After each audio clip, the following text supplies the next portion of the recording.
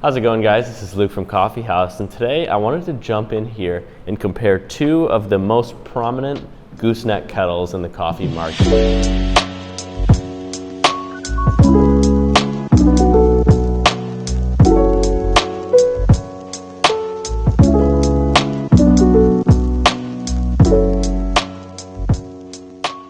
You see these both all the time, and what I wanted to do was do kind of like a deep dive on, does this is this worth 3 times the price as this? I just wanted to really explore the two within the vein of themselves and compare the two, and yeah, jump into it. So what we're going to do is we're going to talk about the functionality of these. We're going to talk about the fit and finish. We're going to talk about the price point. We're going to talk about the flow rate, a bunch of cool things. But first what I'm going to do is jump into each one and talk about kind of the touch points and what I think about them. All right, so the first one I want to jump into, obviously, probably every coffee enthusiast has seen this, and this is the Stagg EKG. This kettle is by Fellow, and it is, for better sake of the term, probably the most prominent coffee gadget next to the V60 out there in the world. And for good reason, it's a total stunner. It looks amazing. And, in terms of this review, we've had both of these things for about a year now. So we're going to be looking at this in kind of like a long-term, durability test as well. And for this one, you're going to get a lot more in terms of functionality versus the Bonavita kettle. With this one, you do have a little LCD screen up in the front, which is controlled by this dial here. So if you go ahead and click this, and you can actually dial your water in to the exact degree, which is awesome. In the back here, you have 2 switches. You have a hold feature, which allows you to hold a certain temperature.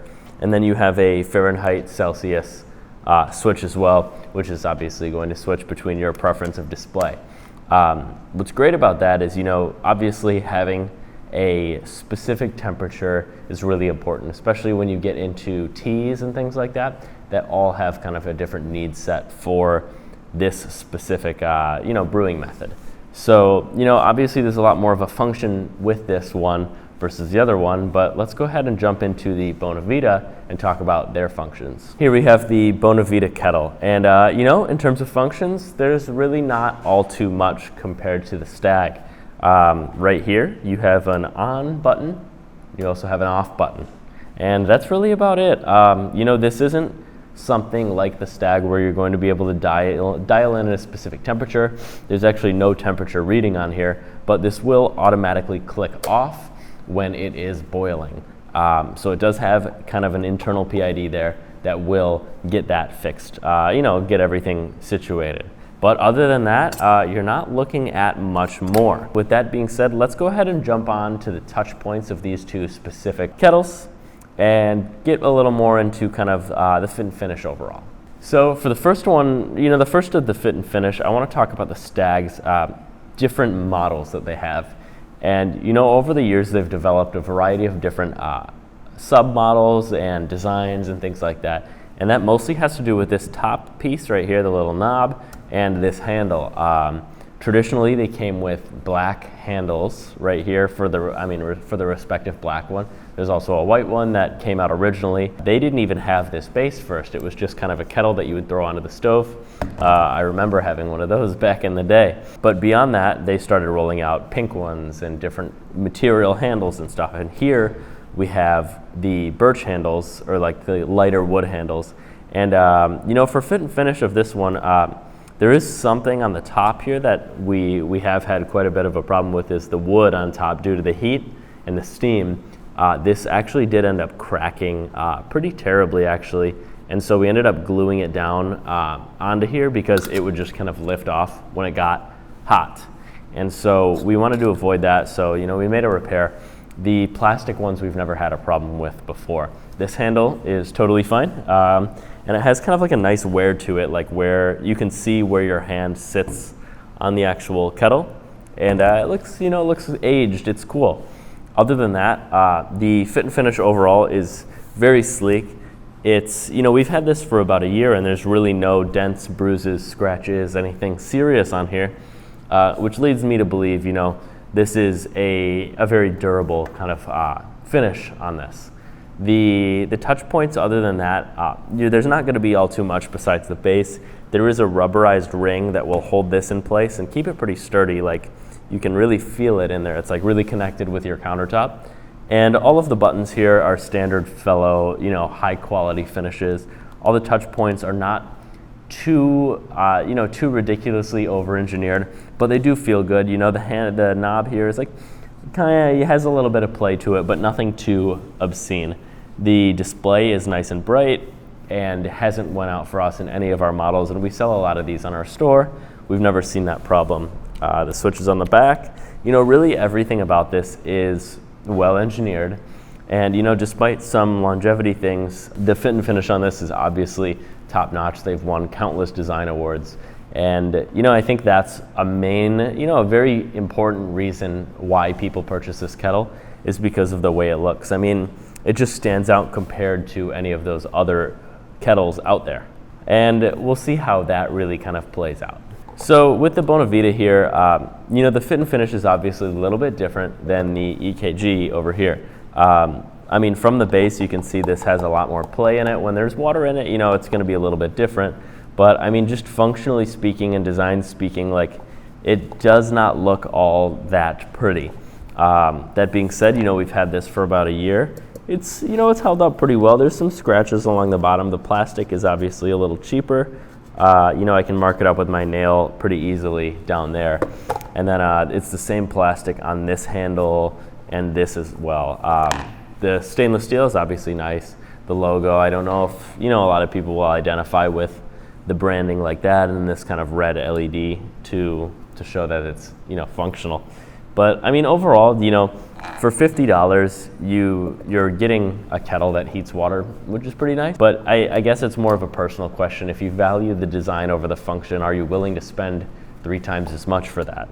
That's obviously a personal question. There is a little bit of science behind these and why you may want them. So what we're gonna jump into next is a little bit of math. We're gonna do the flow rate on these and see how easy it is to control and dial in. Overall, what that's gonna do to your coffee or tea brew when you're brewing it. So what I have in front of me is an Akaya scale with a little bit of a glass vessel on there.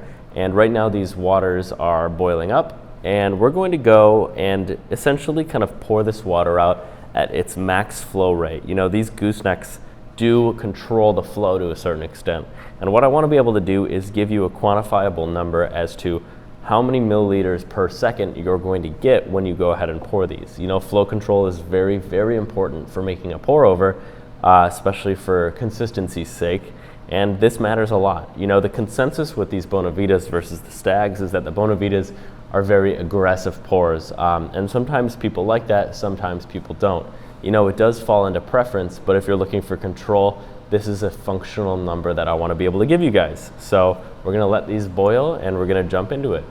So now that we're boiling here, what I'm gonna do is I'm gonna start this timer for 15 seconds and I'm going to pour as aggressively as the kettle lets me pour. What I'm gonna do then is write down the final weight. We're gonna divide that by the second and get kind of that accurate flow rate so you guys can have that information for your consideration when you're looking into buying a kettle. So first up here is the Bonavita. I'm gonna start this timer for 15 seconds and we're gonna go to town.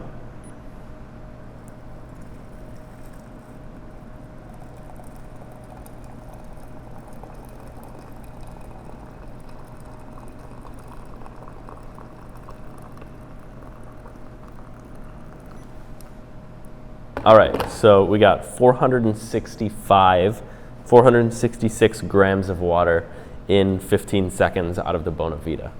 And now what we're gonna do is I'm gonna pour this one here. We're gonna measure 15 seconds of flow for this one. And then what we're gonna do is compare those two amounts per second and conclude a little bit about kind of what the flow rate is for these two. So let's go ahead and start. One thing you do notice on this kettle is when you go for that max flow rate, you tend to get a little bit of leakage here. And when you go for max on this, it's gonna be difficult to do that because I didn't even fill it to the actual line here, but we are still pouring at our fastest rate. Obviously we have a little bit of a splash to clean up here, but we have a number that's very different on here. For 15 seconds, at a fastest flow rate possible, we have 262 grams of water for that 15 seconds. So nearly half as slow as the Bonavita. So recapping here, we're looking at two very different flow rates for these two respective units. And obviously, one thing I want to touch on before that is the spillage with the Stagg. I know there are ways to kind of control that and, get a little bit less of that spillage, but anytime you're really above the halfway line, we've seen that a lot. It is unfortunate, but the seal is definitely better on the Bonavita. There's a good bit of responsibility that's required by the end user, but also, there could be maybe a little bit better of a seal that could fit alongside that. Like this one, which is kind of, it almost locks it in place with a little indent. This one just kind of falls right into place there. But that being said, let's go over the numbers here for the two respective kettles and talk about flow a little bit. So respective of the two kettles, doing the math here, we ended up getting a 17 gram per second flow rate out of the Fellow. So for every second you're pouring that water, at your hardest pour, you're getting about 17 grams of water per second there, which allowed us at 15 seconds to do just about 262 grams of water for those 15 seconds. For the Bonavita here, you've got 31 grams per second, which is almost double. In terms of flow, it really comes down to a preference in what you're really looking for in your pour over. But I think for consistency's sake, I think the Stagg might edge out the Bonavita here a little bit, especially for somebody who might just be getting into coffee and not quite knowing what they want out of their flow rate yet. I think this allows for a lot greater consistency and a more accurate pour, especially when you're looking to get kind of those rough edges and around the corners, especially if you have like a Kalita or another kind of like ruffle style filter.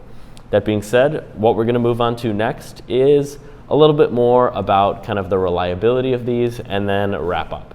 All right, so another test we're gonna do on these two respective gooseneck kettles is we're gonna do the time to boil on these, a race to the finish, dare I say.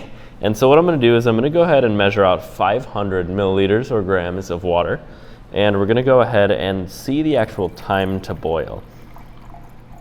So first up is the Bonavita here. And with the Bonavita, you don't have any temperature settings, as I may have mentioned. You just have on and off. And so we're gonna go for 212 on the Stagg, respectively, because of that reason. So this is 500 right here. And let's start the clock. 3, 2, 1. All right, so we're finished up here. What we have for the final time for the Bonavita is 3 minutes and 3 seconds from room temperature water. So what we're gonna do now is the same with the Stagg EKG at 212 degrees and compare the two. So let's go do that. Something else I wanna talk about as this Stagg is heating up is it actually has, an actual digital display here, as I've mentioned before. So it tells you what your water is going in. Obviously you have kind of a guess going in here, but it is nice to know, we have water at 72 degrees. Room temperature in here. Functionally, that is a very useful display versus kind of just not really knowing. And then obviously the hold function as well is really valuable because when this water is hot, it's just gonna turn itself off. So let's get back to the boiling and get you a time. With the final time here being 3 minutes and 14 seconds, there's really not all too much of a difference in terms of time to boil with these two respective gooseneck kettles. That being said, eliminating the boiling time from the variables of your choice, now I think what it really comes down to are the two things we talked about prior, and that's flow rate and obviously your fit and finish. Obviously, it's also a question of budget and what you're willing to spend on a gooseneck kettle, if anything at all. You can see our Hario Air video if you're looking for something a little more cost effective. But that being said, let's say you absolutely need an electric kettle with a gooseneck here. These, will always be a contender, functionally speaking. These are two very great options, while maybe a little different in terms of price point. But that being said, let's go ahead and wrap this up. And gonna leave you with some final thoughts. So, final thoughts about these two respective gooseneck kettles. These both have a really kind of near and dear place in my heart. The Bonavita is something that I grew up in the coffee world using, because this, really didn't exist at that time. This has always been great, but it's really the consensus in the market that this is kind of more of the cost-effective, budget-friendly kettle, and it actually pours really hard in terms of that flow rate being double the Stagg. I think in terms of logical progression here, this is kind of the next step up. You have a lot more features, you have a much better fit and finish, and overall you have something that is really supported and active in the community of coffee. Not saying that Bonavita isn't, but Fellow is obviously on top of their game right now in terms of development of new coffee products. As we create this video, it's May 2021. They just came out with a French press, and they're really moving forward in a way that supports their respective community. Is it worth spending 3 times as much? I would say so. I find this as kind of like, really one of those only options if you're looking for an electric kettle, something that's actually accurate and specific and consistently reliable. If you're looking to get something more cost effective, I would almost go as far as to say getting something like a Hario Air, which is $15. It allows you to really dial in what you're looking for in a gooseneck kettle without having to spend maybe $50 that could be wasted in the future, because I see, functionally speaking, the natural progression of the Hario Air is you're going to end up getting this, and if you get this, you're going to end up probably getting this, and this, falling in kind of the top tier, there's really nothing above this, and $150 to reach the absolute top of the market is a pretty cheap investment in terms of what you see for grinders and all of those other crazy different coffee items, scales included. I think both of these have a place in my heart, as I've said, but I think the Stagg here will always edge out the Bonavita, even at the price point. The Stagg is not without flaws, and the Bonavita is not all flaws. That it has a lot of great attributes going for it, but I see this more as a mechanism to boil water, and I see the Stagg more as a mechanism to dial in a coffee. But yeah, final thoughts, I think that's enough. I hope that I'm providing you with a little bit of confidence in making your next coffee equipment purchase, and please do not hesitate to leave any comments below. We are happy to hear all of the different options as well, and we want to talk with you guys about what we should review next and everything like that. But again, thank you for watching. Please subscribe. I'm Luke from Coffee House, and we'll see you next time.